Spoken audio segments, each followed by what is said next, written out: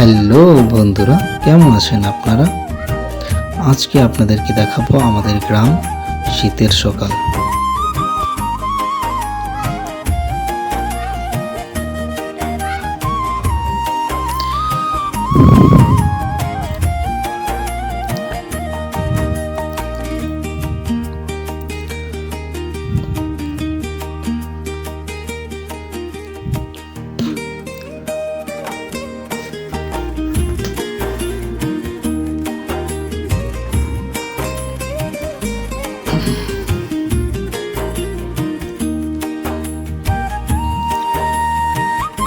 চারপাশে ঘন কুয়াশা, সূর্যটা যেন লুকোচুরি খেলছে।